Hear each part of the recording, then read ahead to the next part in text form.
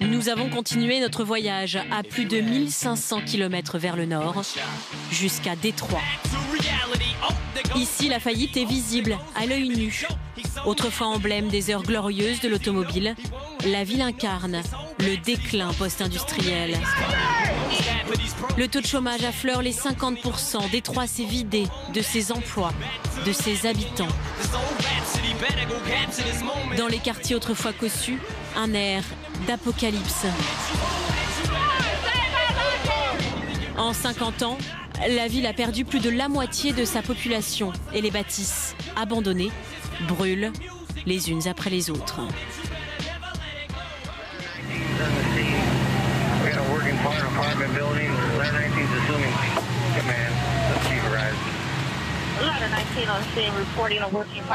Hey, venez par là, ça va mouiller. Millie est lieutenant de cette brigade de pompiers. Ils viennent juste d'arriver sur cet incendie. Encore une maison vide qui a pris feu. Billy, il faut que vous arrosiez autour de la fenêtre. Détroit est la seule ville des États-Unis qui brûle en permanence. En moyenne 500 incendies par mois. Et pourtant, les effectifs ont été réduits. Car là aussi, la ville est au bord de la faillite.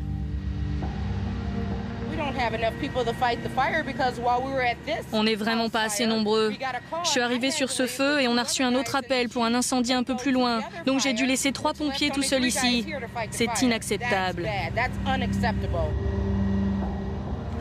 Un jour, mes hommes seront fatigués.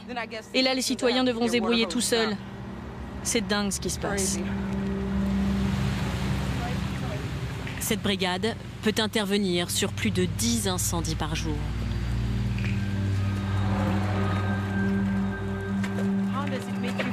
Ça vous inspire quoi? Ça me fait vraiment mal. Ça n'aurait pas dû arriver parce que cette maison aurait dû être détruite il y a 20 ou 25 ans. Mais voilà, ils ne la détruisent pas et voilà ce qui se passe. La ville n'a plus d'argent. Thank you. Oh, goodness.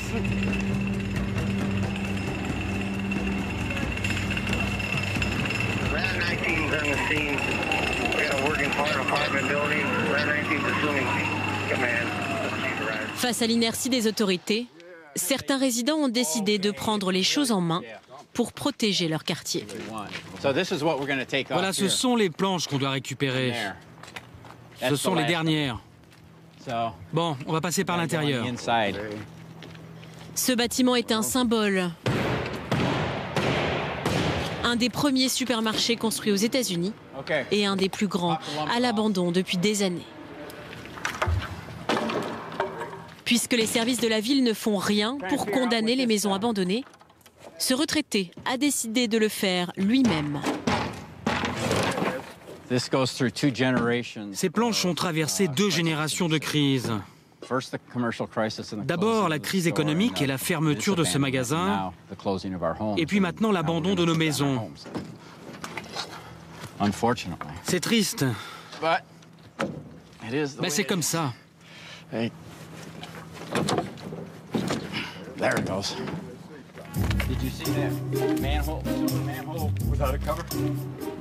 Attention, il y a du vent.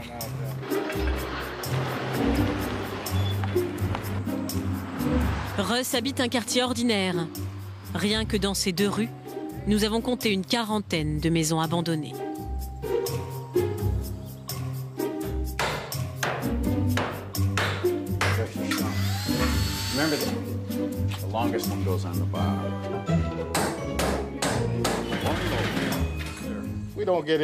On n'a aucune aide de la ville, donc on est obligé de le faire nous-mêmes. On a essayé de contacter tout le monde en vain. Alors quoi, on va pas rester les bras croisés en attendant qu'il arrive un malheur, en se disant « Oh non, on n'a pas le droit ». Tout le monde fuit ses responsabilités. Pas nous. Chaque maison nécessite un travail de 3 ou 4 jours. Et Russ va même plus loin. Il rachète certaines bâtisses en ruine pour une bouchée de pain, afin de pouvoir les démolir plus vite à ses propres frais. Combien vous l'avez acheté? 500 $. Mais c'est de l'argent perdu. Je sais bien que je ne retrouverai pas mon argent. Je veux la détruire parce que je ne veux pas que nos enfants grandissent dans un environnement où il y a des maisons comme ça et qu'ils trouvent ça normal. Je ne veux pas qu'ils s'imaginent que c'est normal. Russ est particulièrement inquiet pour l'avenir de certains quartiers, car le maire a prévenu, avec ses 350 km², la ville est trop grande et surtout trop pauvre pour maintenir partout les services publics. Ce soir, Russ Belland se rend à une réunion entre police et citoyens. Et il compte bien en apprendre un peu plus. Pour la première fois dans l'histoire américaine, une ville annonce clairement la couleur. Elle va délaisser les quartiers qu'elle estime en trop mauvais état. Ce que ça veut dire concrètement, c'est que lorsque les routes ou l'éclairage public auront besoin de réparation, la ville ne le fera plus et laissera les choses se dégrader. Ils veulent en fait créer des terrains vacants pour pousser les gens à partir. Comme au début de toute réunion publique, les participants vont faire allégeance au drapeau et à la nation indivisible.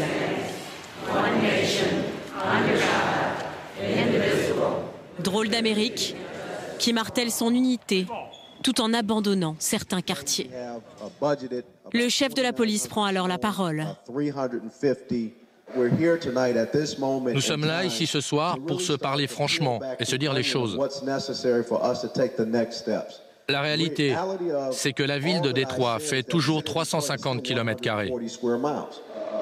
Pour la première fois, Russ découvre l'étendue du projet. Quels quartiers vont être favorisés et quels quartiers vont être négligés. Si vous regardez cette carte, vous pouvez voir les petites zones violettes. Ici et là, ce sont vraiment les meilleurs quartiers. C'est là où ils vont concentrer toutes les ressources. Ensuite, toute la zone orange, beaucoup plus grande, ce sont les quartiers qui vont être abandonnés, avec les gens qui y habitent. Ce que la ville dit concrètement, c'est on n'a plus les moyens de protéger tout le monde. On n'a pas l'argent. Dans ces fameux quartiers orange, la police ne fera plus de patrouille. L'éclairage public ne sera pas remplacé. Les routes et les arbres ne seront plus entretenus. Dans ces fameux quartiers orange, il y a pourtant des habitants attachés à leur maison. Madame Finch vit ici, à Cadillac Street, depuis 60 ans. De part et d'autre de chez elle, des maisons squattées. Et la nouvelle politique de la ville la révolte.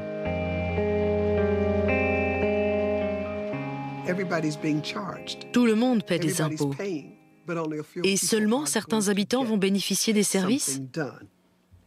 Ce n'est vraiment pas juste. Je me sens blessée parce que je suis née ici. J'ai grandi ici. J'ai travaillé. J'aime cette ville.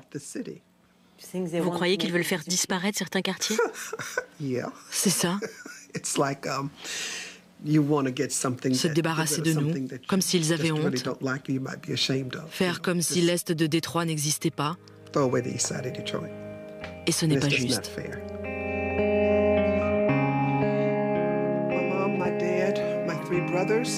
Madame Finch s'accroche à ses souvenirs et refuse d'accepter le naufrage de son quartier. Ce n'est pas juste, peut-être. Mais Détroit n'a plus d'argent, pas plus que l'État du Michigan. Quant à l'État fédéral, il a annoncé la couleur. Il ne pourra aider personne. Il est lui-même écrasé par une dette de plus de 14 000 milliards de dollars. D'ici fin novembre, le Congrès va se prononcer sur de nouvelles coupes drastiques. Inévitables, elles risquent de fissurer encore un peu plus le rêve américain.